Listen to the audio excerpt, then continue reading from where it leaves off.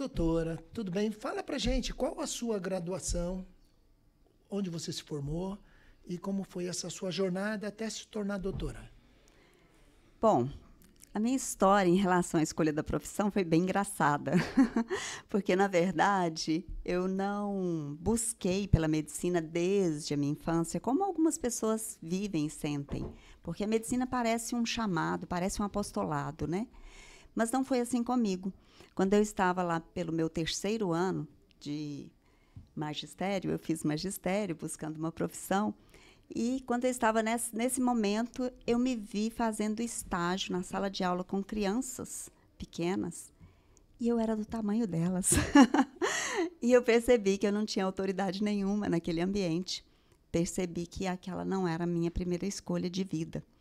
E ali eu me vi numa situação que eu precisava de achar um caminho para eu me realizar profissionalmente, porque eu tinha muita gana de estudar, tinha muita vontade de continuar estudando. E imagine você, que eu sou uma primeira filha de 8 irmãos, então são muitos lá, meu pai barbeiro de profissão, minha mãe dona de casa, e eu precisava realmente ficar esperta para conseguir realizar meus intentos. E estudar fazia parte de mim. Eu gostava disso quando o meu irmão, que era o segundo, que era mais próximo de mim, não gostava tanto. E eu me vi na situação de pedir para o meu pai para eu sair de casa para estudar. E aí foi na hora que ele falou para mim, você sai de casa só se você for fazer medicina, ou seja, só se você for realizar o meu sonho. E eu concordei imediatamente que, ok, eu faço medicina. Eu não sabia que era o que é, de verdade. E me vi nessa condição de estudar, que era o que eu mais queria, e me apaixonei pela saúde. Me apaixonei pelo corpo humano, e isso fez com que eu realmente abrisse novos horizontes dentro do trabalho que eu faço hoje. Ah, legal. Mas aí você, qual foi a sua graduação, a Eu, sua especialidade? eu Na fiz época? medicina. Tá. Depois da medicina, eu fiz pediatria, mas sobre a pediatria eu não tive um título, porque o título, para eu fazer pediatria, eu teria que ter feito uma prova, mas logo imediatamente que eu fiz pediatria, eu já entrei na homeopatia, que hoje é uma especialidade médica no Brasil, não é assim em muitos países. E então eu fiz o título dentro da homeopatia, que foi aonde eu aprofundei mais o meu conhecimento médico. Ah, legal. E a doutora trabalhou em hospitais, chegou a fazer plantão, alguma coisa desse tipo ou não? Sim, na medicina convencional, e mesmo porque eu me formei muito tarde, né? Me formei com 26 anos já. E você, com 26 anos, você já está sedento para trabalhar, para fazer a vida acontecer. Eu não tinha nem carteira de motorista. Eu precisava que as coisas andassem. Então, eu comecei logo a trabalhar num hospital de periferia, na periferia da Grande Belo Horizonte, que era onde eu vivia. E ali eu vivi muitas experiências desafiadoras. Mas não foi o único lugar. Eu fui uma pessoa que trabalhei horas e horas a fio nesse desejo, nessa vontade de correr atrás do tempo perdido, como se a gente pudesse. A gente tem um engano, né, que a gente pode correr atrás de um tempo que parece que a gente perdeu. E, na verdade, eu não perdi nada, porque estava estudando. E estudar era maravilhoso. Aliás, eu nunca parei de estudar, de verdade, né? Mas a sensação é que eu não ganhei a vida.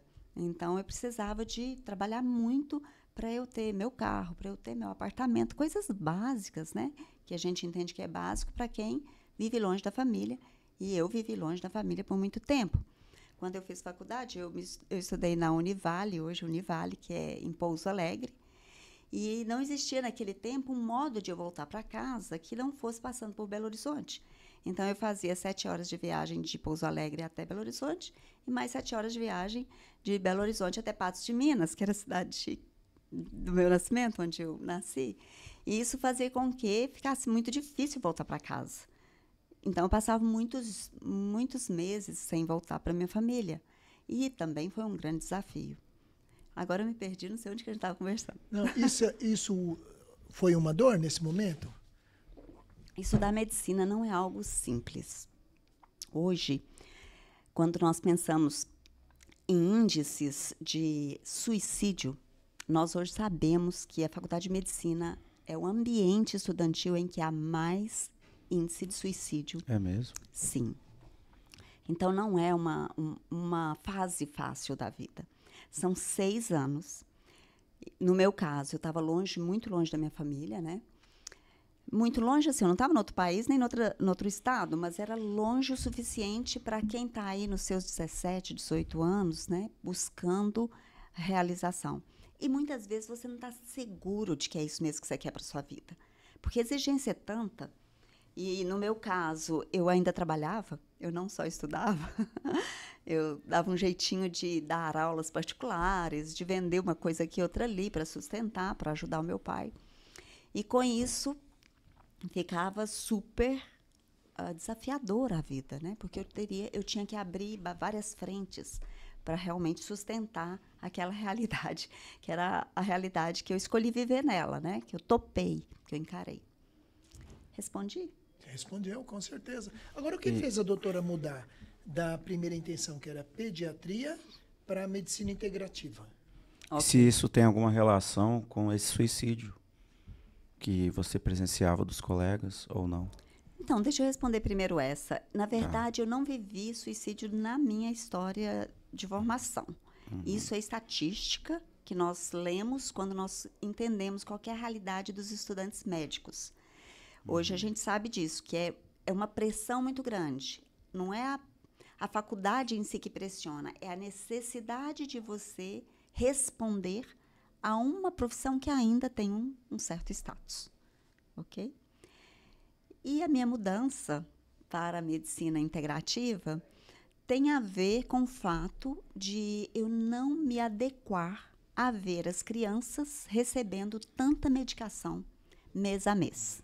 Então, eu trabalhava pelo SUS, num pronto atendimento, e ali eu recebia crianças quase que mensalmente, as mesmas. Parecia um posto de saúde, não era para ser um posto de saúde, era um posto de urgência, mas parecia um posto de saúde.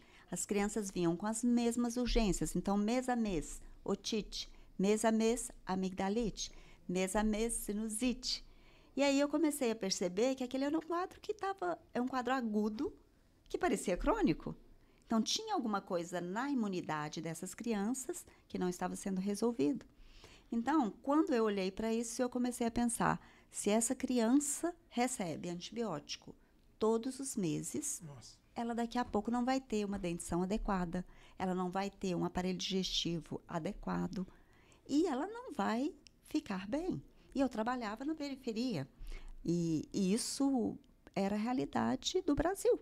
Era a realidade que eu estava vendo. Falei, uau, além do sistema não ser suficiente, a minha prescrição está contribuindo para essa criança ficar pior.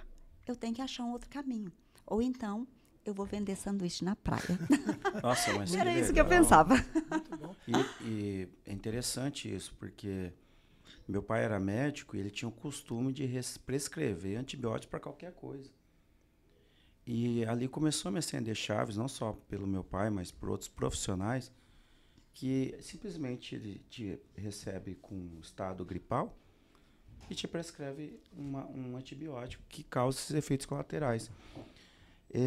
E a doutora encontrou uma solução para quem hoje toma antibiótico indistintamente? Eu encontrei várias soluções. Conta para nós. Mas antes de dizer isso, eu gostaria de trazer essa dor que provavelmente o seu pai vivia. Como médicos, nós temos que atender uma carga tão grande de pacientes, especialmente quando nós estamos numa rede de atendimento público, que nós ficamos tão estressados que é muito mais fácil olhar para o receituário e prescrever do que olhar para a pessoa humana que está diante de você. Então, é uma dor para nós ver aquele ser precisando de muito mais do que simplesmente uma receita. E a gente, às vezes, não conseguir... eu vou ficar emocionada. Pelo excesso. Ufi. Muito bom. Mas pode contar, doutor. Você sabe que eu vivi isso aí desde a minha infância. Eu dormia lá no carro, enquanto meu pai atendia. E realmente, as realidades dos postos de saúde, das unidades de saúde, né? É uma realidade não muito fácil. Que bom que existem profissionais com coração para desvendar o mistério e achar uma solução. Na verdade, nós queremos mesmo ajudar. Quando a gente se encontra, né, com a medicina, A gente quer mesmo tirar a pessoa daquele lugar difícil em que ela vive. Mas muitas vezes nós não temos condição, não está na nossa mão. Tudo. Então, é muito fácil alguém criticar um médico que está só prescrevendo ali e faz uma consulta de 5 minutos. Mas ninguém conhece o coração dele. Ninguém sabe o que está acontecendo ali. Poxa. E eu me lembro de fugir para o banheiro para chorar. Porque no hospital que eu trabalhava, morriam muitas crianças. Nossa. Era um hospital pediátrico de periferia. Era um hospital bem conceituado, inclusive, mesmo sendo um hospital de periferia. Mas muitas crianças perdiam a vida ali, por falta de recursos. E foram muitas as vezes que eu me afastei para poder lidar com a minha dor. E eu sei que essa dor de muito profissional que está por aí. Nossa, E essa é a minha causa. Que legal, que ótimo. Ajudar esses médicos a ter qualidade de vida, a encontrar apoio emocional, especialmente, porque é essa emoção que toma conta da gente, que tomou conta de mim aqui agora, né? Que muitas vezes nós não sabemos lidar, não tem ninguém ali disponível para nos ouvir. E nós somos considerados as pessoas mais importantes do espaço, daquele lugar. A gente não pode ruir. E a hora que eu olho para uma pessoa, né, que está com dor, que tem uma dor, e eu também estou com a minha dor, como é que eu lido ao mesmo tempo com essas duas pessoas? Esse ser que vive aqui dentro de mim e esse ser que precisa de mim, que está acreditando que eu sou a resposta para a vida dela. Então, muitas vezes, a gente conversando anteriormente, falamos do orgulho, né? Muitas vezes o médico se sente orgulhoso. Mas não é bem um orgulho isso. É uma couraça que nós precisamos de vestir para a gente dar conta de lidar com todos esses desafios. Não é fácil ver ninguém morrendo, mas ver uma criança morrendo é mais difícil ainda. Porque aquilo, uau, essa vida nem começou. Uma sensação de impotência, né? Muito grande, muito grande. Embora a gente saiba que a gente não é o dono da vida. Nenhum médico é o dono da vida. Mas nós estamos ali para servir as vidas da melhor forma possível. Então, nós gostaríamos muito de ser bem-sucedidos, né? A doutora... Pode ir. Doutora, aproveitando o gancho, né, fica muito claro o seu propósito, né, da forma que você se emocionou e que falou para a gente disso. Mas eu queria saber de você. O que você sente que hoje é o seu propósito? Ter mudado da medicina convencional para a integrativa faz parte desse propósito? Foi por um propósito? Sim, foi por conta de buscar mais saúde. Eu sou médica de consultório. Eu não sou médica de hospital. Eu percebi que eu não me encaixava naquele lugar. Então, eu fui buscar um caminho para atender pessoas com mais tempo. Eu chamo de mais qualidade. Todos nós, seres humanos, precisamos de tempo de qualidade com outras pessoas que nós buscamos. Seja pessoas familiares, pessoas que estão ali no nosso dia a dia, e seja também profissionais que a gente busca. Pensa você sendo atendido numa loja e essa pessoa que está te atendendo, ela não te dá muita atenção. É como se você fosse só mais um naquele espaço. Você vai desanimar. Às vezes tem ali o produto que você quer e você vai dizer, eu volto mais tarde ou eu vou olhar em outro lugar. É assim também, especialmente quando nós trabalhamos de humanos para humanos. Se a pessoa vem até você e você não tem abertura, tempo, espaço, coração para olhar para ela, ela vai desanimar também. E a gente não sabe que movimento que ela vai fazer depois dali. O fato de eu ter perdido meu marido por suicídio me faz olhar para a vida com muita clareza de que as pessoas estão precisando demais de serem apoiadas. Em pequenas coisas, às vezes. Às vezes não são grandes coisas. E essas pessoas batem em várias portas, buscando. E assim também é o médico. Sim. Só que ele é muito distraído pelo tanto de trabalho que ele faz.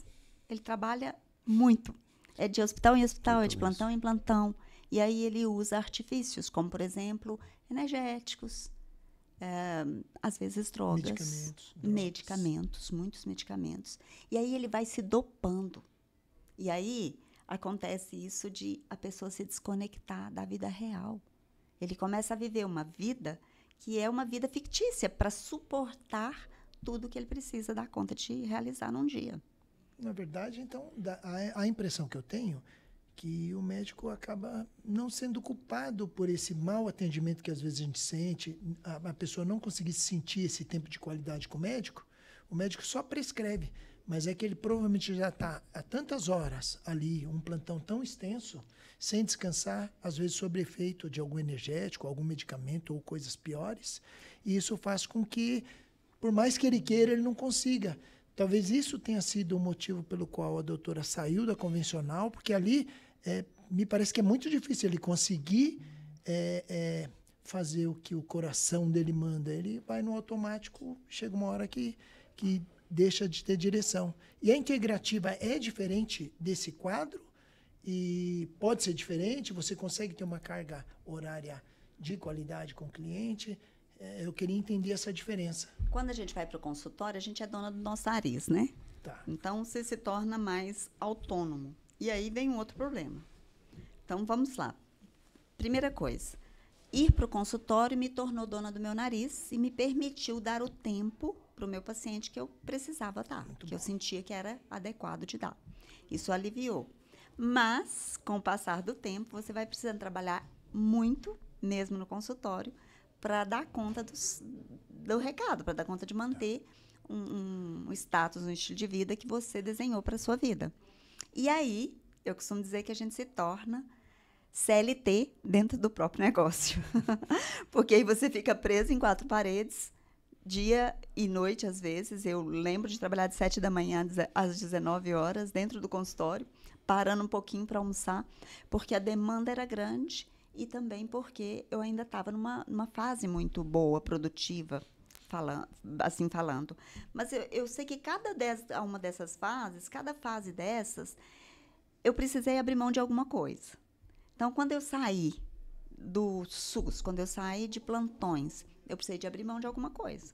Eu fui para o consultório e fiquei lá também, com o passar do tempo, fui ficando presa, e aí eu também tive que abrir mão de alguma coisa para eu ir para um outro nível. E assim se eu puder encurtar o caminho do médico, para ele não passar 29 anos da carreira dele, como eu passei, vivendo esse tipo de situação, se eu puder encurtar isso e ajudá-lo a olhar para uma medicina que realmente traz para ele dignidade, tempo de qualidade para ele e para o paciente dele, e também uma referência, um norte, um propósito. Aí eu acho que esse médico vai ficar bem atendido. Doutora, na prática, do meu ponto de vista, é claro, né? Sim. Eu não sou médico, mas sou filho de um.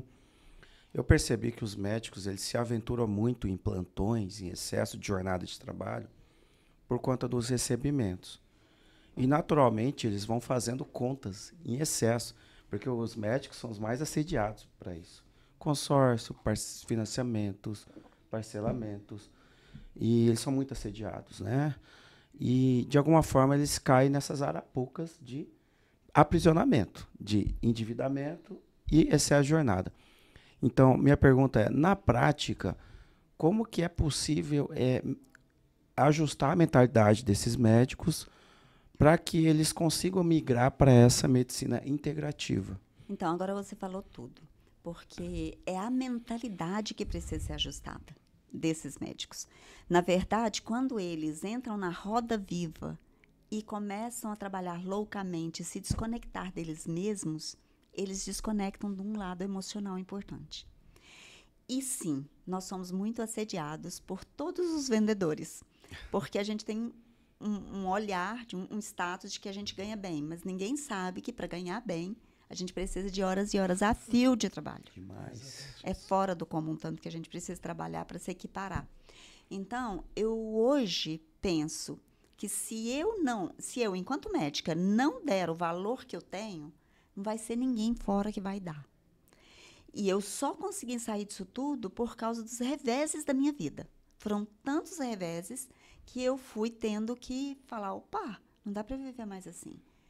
Não dá para eu perder tempo, eu vou chamar de perder tempo, quando você percebe que você se desconecta de você e dos seus. E muitos médicos fazem isso.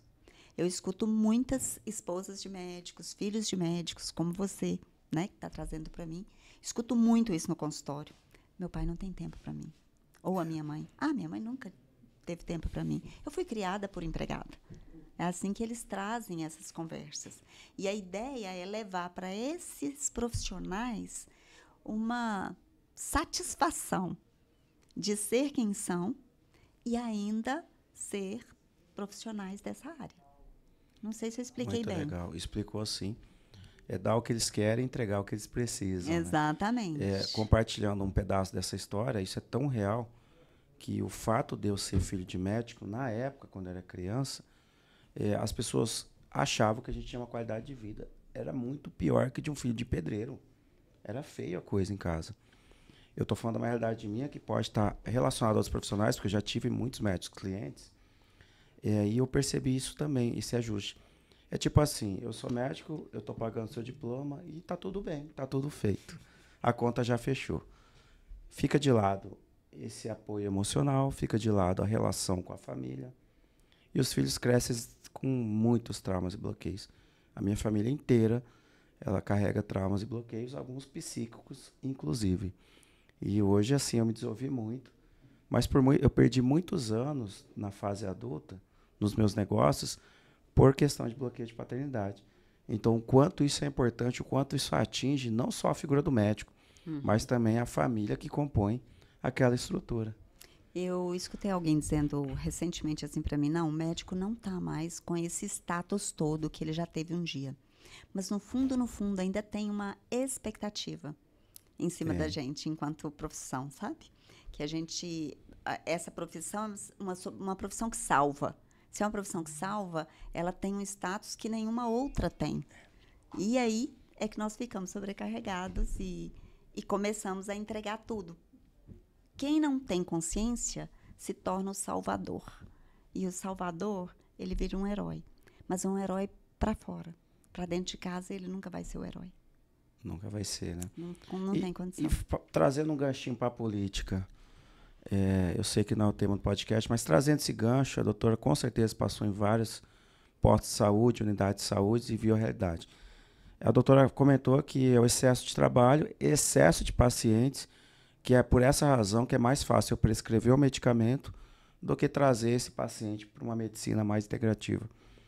A doutora acha que pode ser melhorado essas unidades de saúde em relação aos médicos, seja contratando mais esses profissionais, otimizando melhor esses atendimentos? Existe alguma solução mínima para isso? Pensa numa empresa boa, em que os profissionais dessa empresa, os funcionários, eles têm treinamento, eles têm momentos em que eles vão juntos para um hotel. Sabe isso? Sabe quando isso já aconteceu na medicina? Nunca. Nunca. Essa qualidade nós não temos. Nós não temos treinamento específico dentro do Sistema Único de Saúde. E nós trabalhamos num regime de... vamos dizer, por exemplo, você é contratado por 6 meses para aquele trabalho. E pode ser que daí 6 meses você não tem mais aquele trabalho. A não ser, claro, que você tenha prestado concurso público. Qual o problema do concurso público? A prisão. Eu encontro colegas que estão no serviço público, pessoas que estão adoentadas, e eu falo, gente, mas sua vida, você está perdendo muito qualidade de vida. Você precisa sair disso. Você não está feliz, não está satisfeito. Não, mas eu só falto 10 anos para aposentar. E ficam refém dessa ideia da aposentadoria. Um dia. Uma aposentadoria que não é tão, vamos dizer, tão vantajosa assim. E essa conversa nutre uma dor que só aumenta. Você percebe? Nutre a dor. Não nutre a saúde, não nutre a felicidade. É muito desafiador. E conforme o profissional vai tendo filhos, querendo que esses filhos também sigam a medicina, essa dor só aumenta. Exatamente. Porque a despesa aumenta demais. Exatamente. Eu tive a oportunidade de conhecer um médico muito bom, lá no estado de Mato Grosso do Sul. E ele tinha um cargo muito importante no Exército, por exemplo. E quem está de fora realmente acha que está tudo bem. Ele falou, doutor, eu tenho 60 e poucos anos, ele me falou. Eu consegui ter uma casinha, classe média, um carrinho quitado e formei meus filhos. É o que eu consegui. Nesse sentido, eu acho a classe médica muito pouco valorizada, em termos gerais. Assim como eu acho também a classe dos professores, muito pouco valorizados no Brasil. A gente não tem um valor, tem um status, mas não tem um valor financeiro. A doutora acredita que deveria reduzir a carga horária e aumentar os recebimentos, claro, para que pudesse compor o salário? Tem um limite de carga horária? Porque isso não tem hoje, né, pelo que parece. Eu não Ou sei tem na se teoria essa... e não deveria ter na prática. Eu não e não sei tem se na essa seria uma solução, porque o que acontece? Quando nós estamos no início da carreira, pelo menos foi assim comigo, eu posso falar de mim, né? Quando eu estava no início da carreira e percebia que eu tinha que correr atrás de resolver as minhas necessidades, que eu chamava de básicas, eu acumulava funções, porque era possível fazer isso. Eu nem sei como que está hoje em dia, sabe? Mas naquele tempo era possível eu sair de um plantão e ir para o outro, sair de um plantão e ir para o outro. Eu trabalhei 84 horas por semana. Eu lembro que quando eu comprei meu apartamento e fui dormir nele a primeira vez, é que eu vi que eu tinha um vizinho maluco, porque ele bateu na minha janela com um pêndulo. Ele era maluco mesmo, ele bateu na minha janela com um pêndulo. E eu estava cansadíssima, porque eu estava de vários dias de plantão. E ali eu vivi a minha primeira ira. Primeira vez que eu tive vontade de matar alguém. Você entende o que é isso? Você está assim, precisando descansar e a pessoa faz uma espécie de um gancho, sabe? Bate na sua janela e você acorda assustado pensando o que está acontecendo, é uma bomba, né? E de repente é aquela pessoa ali desequilibrada. E as pessoas do meu prédio me contavam, você tem um vizinho maluco. E eu não sabia. Não, ele bateu na sua porta essa noite. Eu estava de plantão, eu não vi. Até que o dia que eu fui ver era essa condição, né? E era isso, de plantão em plantão.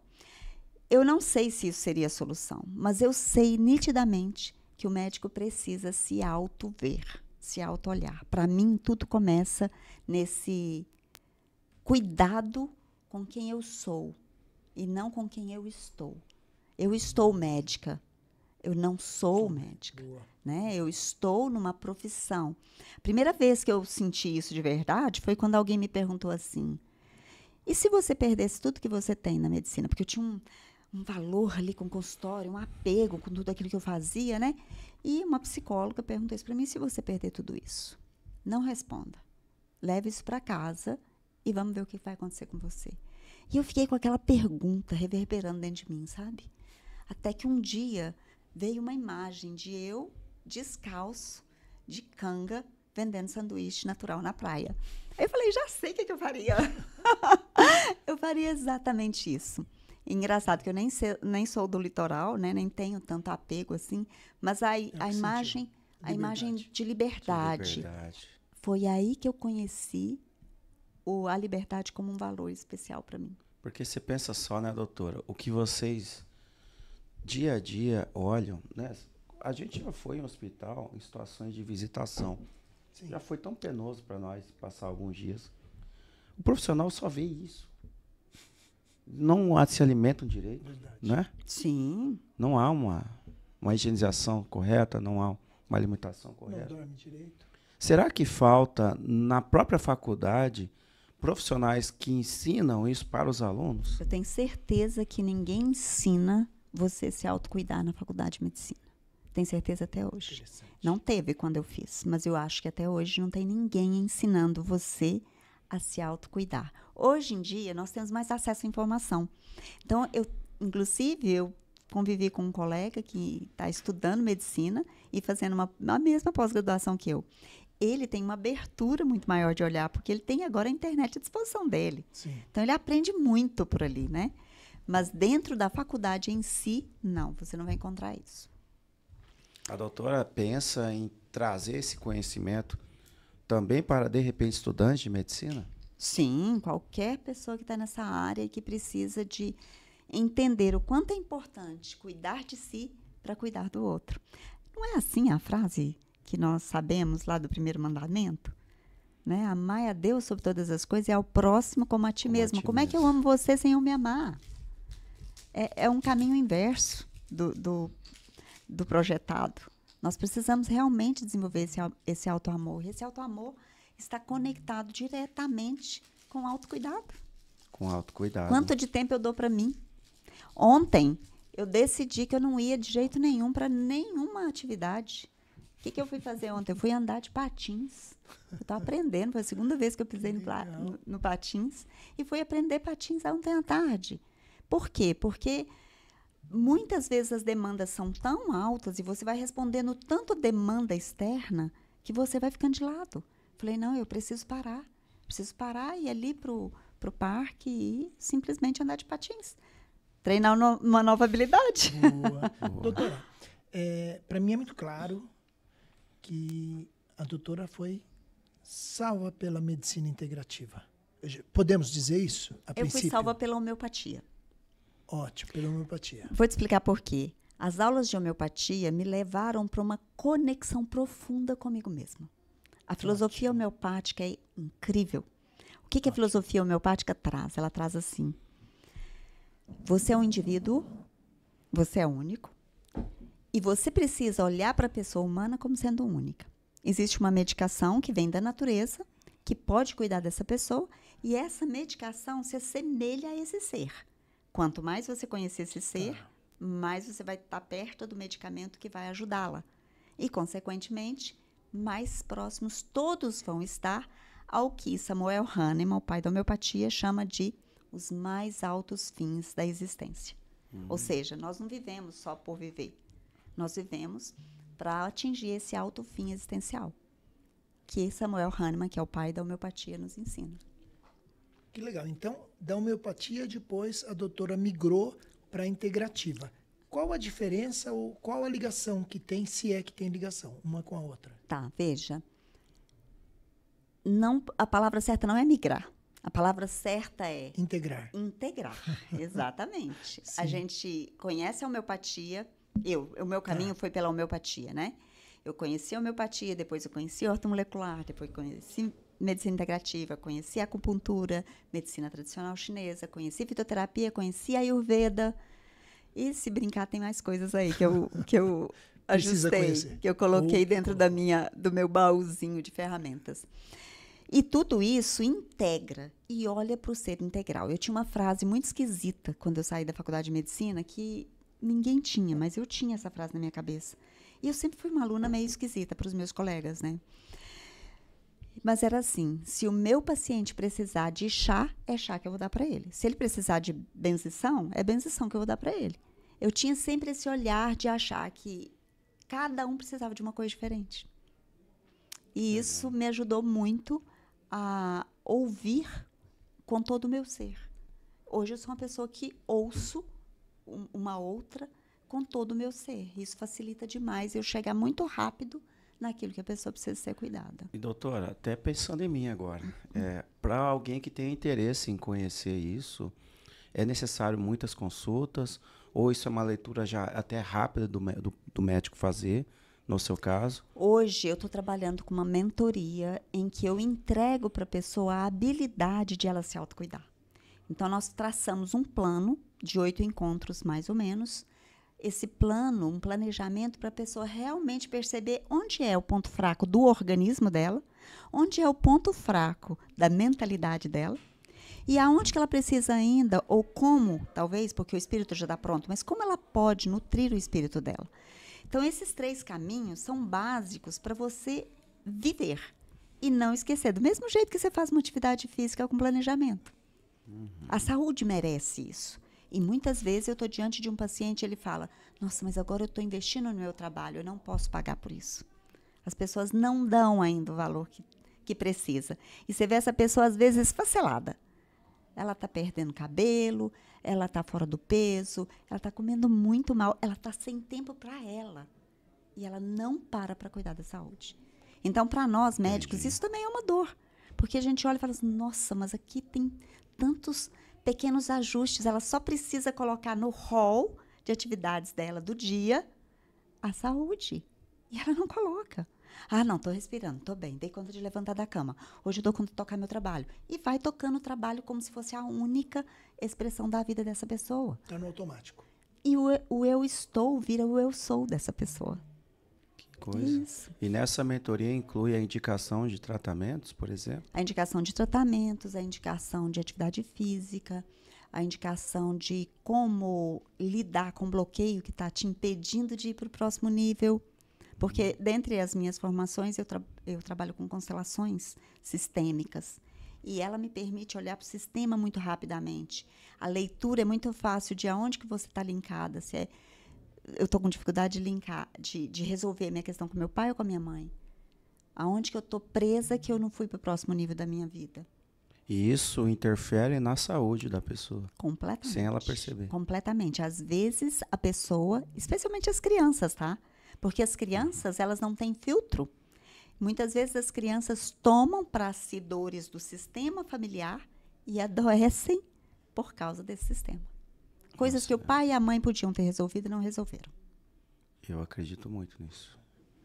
Doutora,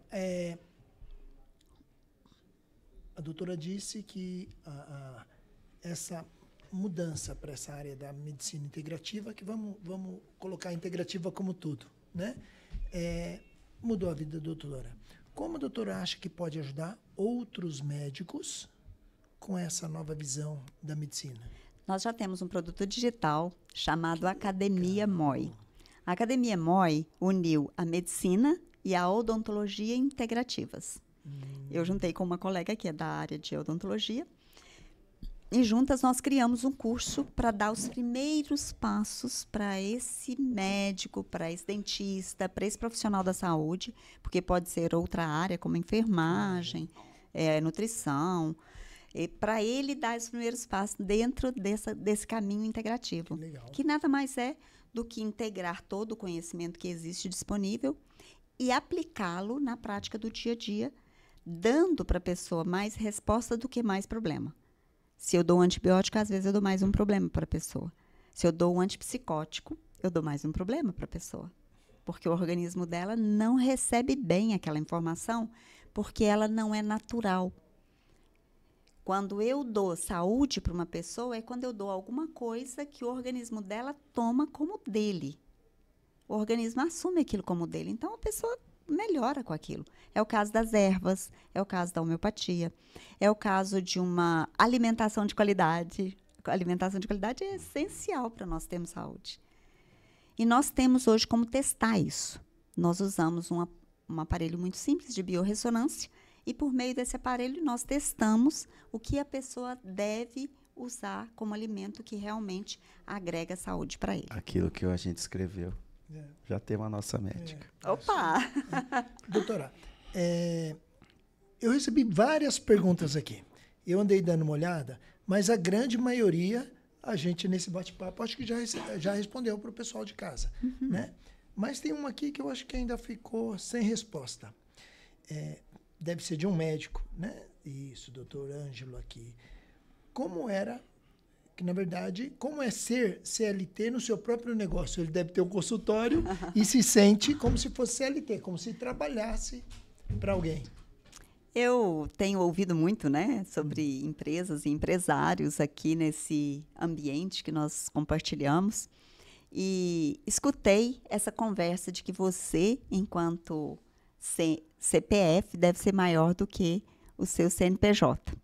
E comecei também a perceber do quanto que nós somos reféns, não só de uma empresa, mas também reféns da nossa própria autonomia, quando nós não temos controle sobre ela. Então, você é CLT do seu negócio quando você não tem liberdade. Quando todo o negócio depende de você. Você depende de você para atender uma consulta, para entregar uma receita, para ensinar para o paciente como é que ele se cuida. Tudo depende de você. Então, você é preso naquilo. E eu me lembro muito bem que muitos pacientes, quando eu viajava de férias, uma semaninha, os pacientes reclamavam. E eles se sentiam abandonados, de verdade. E aquilo fazia com que a gente sentisse como se a gente não pudesse viajar. Então, muitos médicos devem sentir isso também no dia a dia deles. porque não é fácil. Você tem uma clientela que você conquistou e você quer zelar por ela de verdade. Mas, pô, você começa a ficar até sem liberdade para passear. É quase um escravo do seu próprio negócio. Exatamente, quase escravo do próprio negócio. Me chamou a atenção uma coisa. A doutora, então, me parece que já tem um produto especial aí para ajudar os médicos nisso. Agora, a doutora já pensou, aproveitando que a gente está aqui com o doutor Paulo, que foi convidado para essa reunião justamente porque é filho de médico e tem a visão do filho, da família, né? Existe algum produto, ou a doutora tem alguma intenção de algum produto que possa ajudar? Eu sei que ajudando o médico, automaticamente está ajudando a família, né? Mas assim, mas também para ajudar, de uma forma geral, a família e principalmente, né, os filhos, que eu acho que devem sentir muito a falta, até por essa carga excessiva de trabalho, né? Exatamente. Por isso que nós pensamos nessa mentoria específica para médicos. E eu estou planejando uma imersão para o mês de julho. Nessa imersão, eu quero convidar todos os médicos e também pessoas que estão relacionadas com médicos, para que eles sintam como transformar essa realidade no dia a dia deles. Essa imersão, a doutora pensa em fazer aonde? Eu penso em fazer aqui em Alphaville. Alphaville, São Paulo. Provavelmente aqui na plataforma internacional. Que interessante. Acabou as perguntas aí. Tem mais duas aqui. Tem várias perguntas aqui, mas essas aqui, todas praticamente já foram respondidas. Eu tenho duas aqui que o pessoal mandou. Já são pessoas que têm interesse em conhecer melhor. Uma pergunta foi, doutora, esse atendimento ele é presencial ou online? Nós temos os dois formatos, tá? Nós podemos fazer um trabalho presencial, mas tudo hoje que eu faço no presencial, eu aprendi a fazer online por conta da pandemia. A pandemia teve um problema grande, mas também apareceram muitas soluções por conta de termos que viver afastados. Então, tudo que eu faço hoje no presencial, eu também sei fazer no online. A outra é um pouco picante, mas vamos lá. perguntar. Ô, doutora, parente meu acha que a medicina integrativa pode ser um charlatanismo. O que a doutora tem a dizer para quem pensa assim? E eu vivi uma coisa tão recentemente que vou até contar para você sobre isso. Uma amiga querida, ela disse, meu pai está tendo crises de ausência. E na hora me veio, provavelmente ele está com toxoplasmose. Na hora me veio. Aí fiz o meu teste de biorressonância, que é um teste muito simples, e deu positivo. E o pai dela é enfermeiro. Ele foi, então, fazer um teste para saber se ele tinha realmente toxoplasmose. E vocês acreditam que deu positivo? Nossa. Isso. E o que eu acho que foi na cabeça dele? Essa medicina que essa doutora faz não é científica o suficiente. Eu tenho que provar.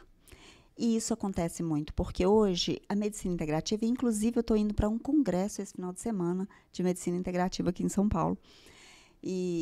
Ou seja, ela está na boca do povo já, de muitas pessoas que têm o conhecimento sobre isso, mas ela ainda não é uma especialidade dentro da medicina. E aí fica muito à margem, até que essa pressão vai ficando tão grande que a especialidade acontece. Então, é muito comum. E eu passei por isso uma vida. Eu sempre estive à margem, né? Porque a homeopatia sempre esteve à margem, as constelações também é algo muito esquisito, o Ayurveda, que é a medicina indiana. E hoje eu percebo o seguinte, você pode entender como charlatanismo e deixar isso para lá, mas você pode experimentar em você e perceber o efeito que isso traz. É muito lindo quando a pessoa se abre para um novo conhecimento. E todo novo conhecimento é taxado como não adequado, não é? Não adequado. Não adequado. Não é adequado porque eu estou tão imersa nas minhas crenças que eu não consigo abrir para novas Afinal, perspectivas. quantos anos de profissão a doutora tem mesmo? Eu tenho 29 anos. 29 Desculpa, anos. 32 anos. 32 Desculpa. anos. Olha, Não estava querendo contar a minha idade. eu acho que o assunto está tão interessante que chegaram mais duas perguntas aqui, doutora. Excelente. Tudo bem? Temos Vamos tempo lá. ainda? Temos. Ótimo, vamos lá. Ó, primeiro eles querem saber se a ozonioterapia tem a ver também com medicina integrativa, se isso faz parte e se a doutora atua nessa área. Essa é a primeira. Inclusive, teremos também um congresso de ozonioterapia aqui em breve. E a ozonioterapia, sim, faz parte da medicina integrativa, mas nós médicos somos proibidos de praticá-la. Então, hoje, existem profissionais da área da saúde que têm essa possibilidade, essa habilidade. A odontologia tem essa possibilidade, inclusive. A minha sócia, né, na Academia MOI, ela trabalha diretamente com isso, faz uma diferença enorme quando ela faz um procedimento dentário e aplica o ozônio ali no local. Então, eu tenho vivenciado, experimentado os resultados incríveis dessa terapia, dessa terapêutica. Tá. E a outra aqui, ela quer saber se a acupuntura está dentre os tratamentos. A acupuntura também faz parte da medicina integrativa. Sim, nós chamamos de MTC, ou seja, medicina tradicional chinesa. Certo. É uma medicina que compõe essas práticas que, pelo SUS, tem o nome de complementares. Tá. O nome integrativa e funcional veio dos Estados Unidos. Tá. Num dado momento, os médicos que eram muito expert nas medicinas não habituais, eles começaram a se reunir para entender como é que eles faziam para que aquilo tudo se juntasse e se tornasse uma bênção na vida das pessoas e na saúde das pessoas. E foi a partir daí que eles construíram essa medicina e que nos Estados Unidos hoje está bem avançado, bem cotado, assim, bem um lugar muito importante. Eu queria tentar fazer um paralelo para que as pessoas entendessem melhor a medicina integrativa. Se a gente fosse fazer uma relação entre a medicina tradicional e a integrativa, eu gostaria de saber, assim, com relação à eficiência, né?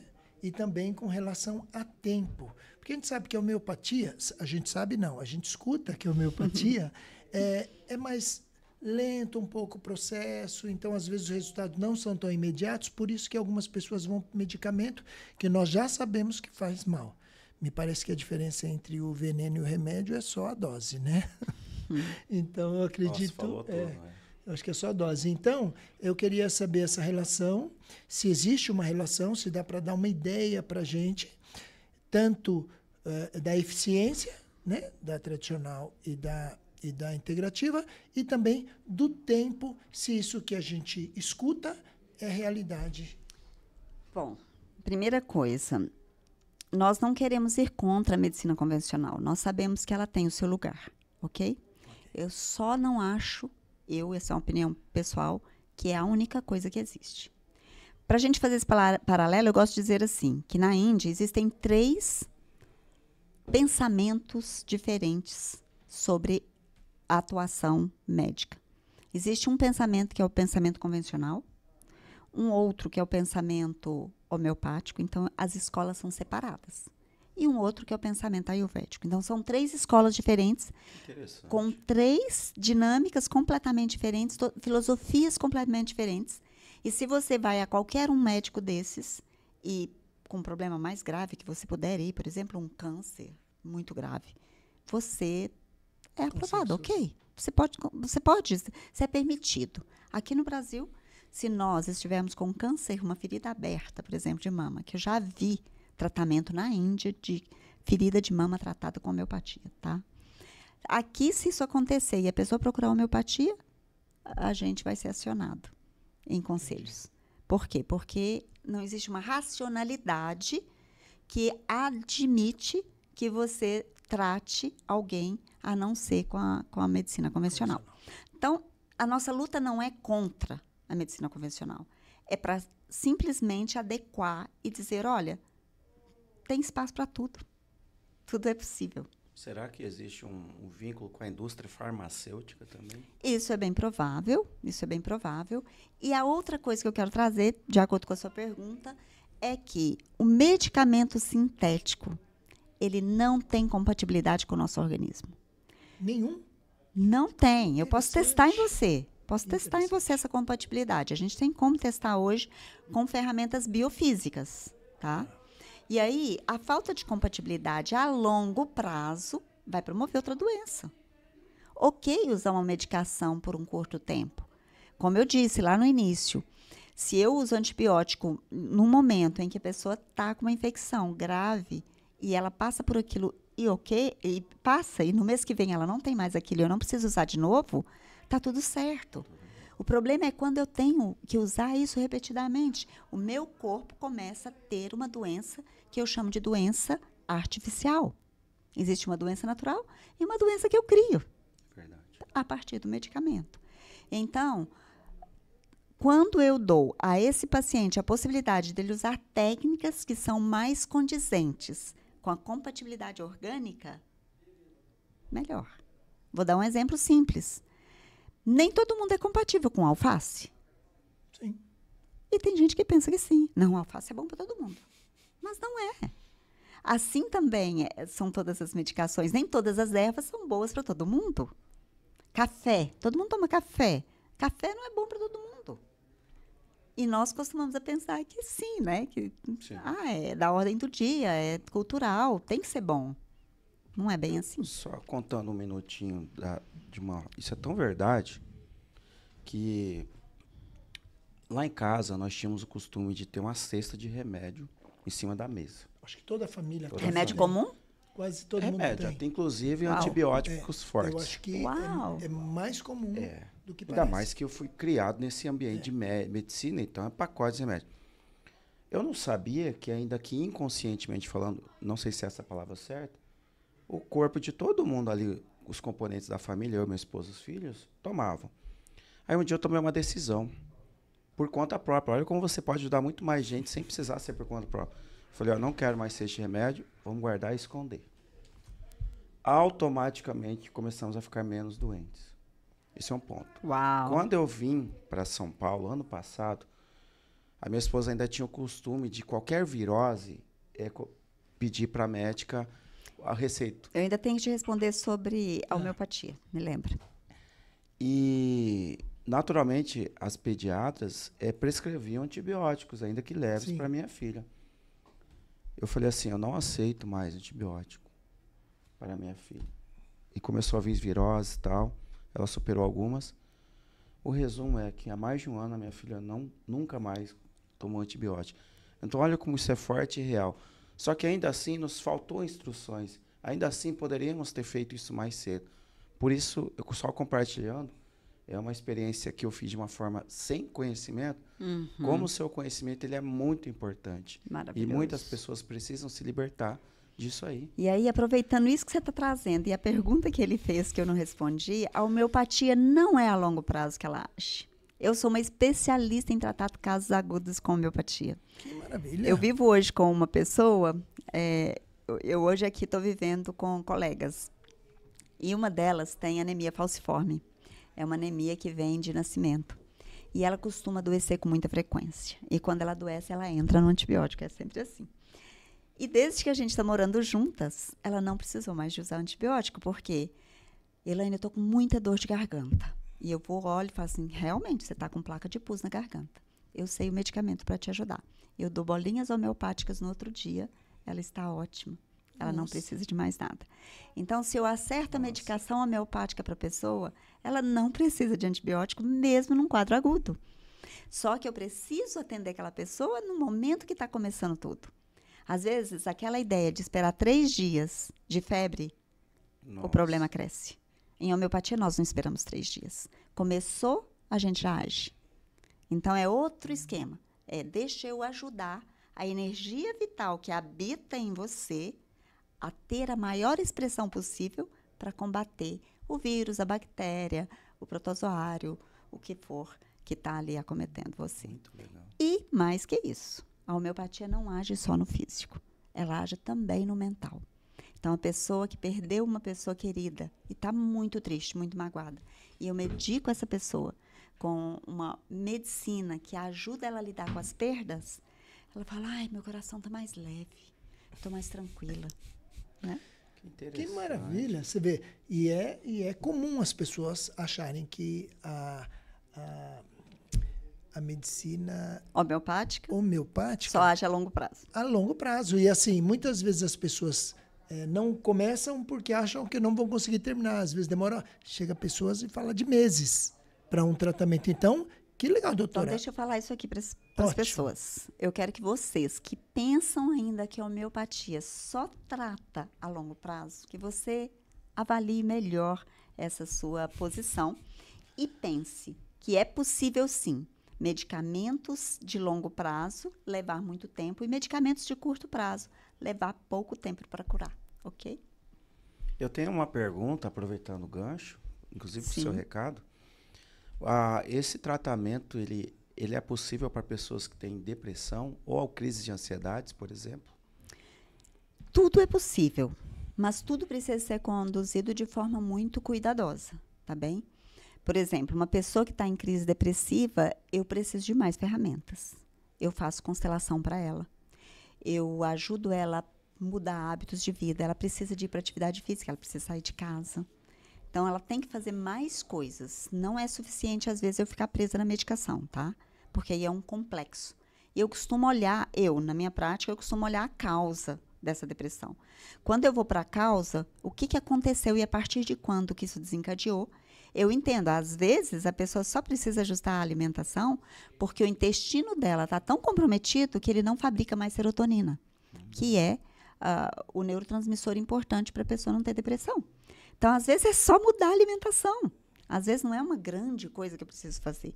Mas, às vezes, essa depressão está conectada com algum evento da família. Aí eu preciso de ir lá no nível do circuito familiar, compreender, trabalhar aquilo para que a pessoa ganhe um caminho de cura. Muito legal. Doutora, acho que a gente está chegando no fim aqui por conta do horário, mas tem uma pergunta que eu acredito ser importante. Nós sabemos, né, que um medicamento convencional, ele ajuda a resolver um problema, mas normalmente gera outro problema no paciente. E eu queria saber da homeopatia. Isso também por exemplo, um medicamento que vai ajudar alguma coisa, pode prejudicar uma outra, ou por ser natural, ele não tem esse efeito colateral? Ele não tem efeito colateral, mas ele tem o que nós chamamos de sensibilidade. Tá. Como que nós conhecemos o medicamento homeopático? Isso eu preciso falar, senão não consigo responder a sua pergunta. Tá. Nós só conhecemos um medicamento homeopático quando nós, enquanto profissionais, experimentamos esse medicamento em nós, ele dá sintomas, e aí nós descrevemos o que nós sentimos. Isso se chama patogenesia em homeopatia. Ou seja, como é que nós sabemos que o remédio, vou trazer um remédio aqui, o sal de cozinha é um remédio homeopático. Ele se chama Natrum muriaticum. Como nós sabemos que o Natrum muriaticum é bom para pessoas que têm muita solidão e sente que não querem mais ficar num quarto, a sensação que elas têm é que elas estão no quarto escuro, que elas precisam sair daquele quarto escuro. Ou que são pessoas que adoram comida muito salgada. Como que eu sei disso? Eu sei disso porque, em algum momento, médicos da área da homeopatia ou profissionais da área da homeopatia experimentaram o sal diluído e dinamizado e perceberam que ele dava esses sintomas. Porque houve uma experimentação, que nós chamamos de experimentação em homem-são, é que nós escrevemos a nossa matéria médica. Da mesma forma que essas pessoas sãs tiveram sintomas experimentando, qualquer pessoa que tome uma medicação e que não é acertada para ela, pode ter sensibilidade do medicamento. Entendi. Parou de tomar, parou tudo. Deixa eu contar um caso. Claro. Lembrei de um caso maravilhoso. Gente, eu passei pela pandemia no início dela, eu estava na Índia. Eu tinha ido fazer um curso de 6 meses e eu estava para lá. E de lá, eu atendi muitas pessoas à distância, inclusive porque lá eu estava imersa numa escola de homeopatia e a gente chegou a uma conclusão de um medicamento para o início da pandemia. E eu escrevi uma carta, mandei para todos os meus pacientes no Brasil falando, comprem essa medicação, tenham em casa. E alguém mandou uma mensagem para mim, cuidado que a Anvisa não, o CRM, né, o conselho, vai pegar você porque você está passando remédio sem receita e sem examinar as pessoas. Mas eu estava movida pela vontade de ajudar, né, as pessoas no Brasil. E eu me lembro de ter passado por uma situação com uma paciente que era mãe aliás, uma pessoa que eu não conhecia, que era sogra de uma paciente. Ela estava internada no asilo. E ela falou, Elaine, eu quero protegê-la, me ajuda. E eu falei, você vai dar essa medicação, que era a medicação que eu estava passando para todo mundo. E o efeito colateral, agora eu vou falar de efeito colateral. O efeito colateral nessa mulher foi que ela curou um pé diabético que estava pronto para ser amputado. Nossa, que maravilha. Esse foi o efeito colateral. Então, às vezes, nós temos essas surpresas com a homeopatia. Ela vai além daquilo que a gente propõe. Porque cura é a energia vital. Não é o pé diabético que ela cura. Mas a energia muda. Nós somos habitados por uma força vital. E essa força vital é que faz tudo acontecer. Quando nós colocamos essa força vital em ordem, ela age. A farmácia está dentro de nós. Os recursos estão aqui dentro. Essa máquina aqui, ela é perfeita, gente. Ela é linda. Que maravilha. É maravilhoso. Paulo, eu queria... a gente já está indo para o final, mas eu gostaria de saber se você tem mais alguma colocação a fazer, justamente por não ser médico, mas estar envolvido, né? Diretamente, seu pai sendo médico, você viveu isso, viveu esses plantões, essa provável falta de tempo com a família. Isso você acredita que pode... existe alguma forma de você, como filho, dar uma luz aqui para a gente, para que os médicos possam tentar mudar isso, mesmo tendo um ciclo vicioso que quase fazem com que ele fique naquela rodinha dos ratos? Mas você acha que, assim, pelo coração de um filho, né, você pode tocar algum médico pai hoje que pode fazer com que ele reflita sobre a vida que ele vem levando e melhorando o aspecto? Trazendo até um pouco da minha experiência de vida e a minha criação, e um pouco trazendo analogia aqui com o tema da doutora, no meu caso, o que eu percebi é que os médicos, não só meu pai, mas os amigos deles, eles estavam tão voltados para o crescimento profissional e também pelo excesso de assédio que acontece com os médicos, o que eleva ali o seu ego, inclusive. Isso há um ponto de desconexão muito grande com a família.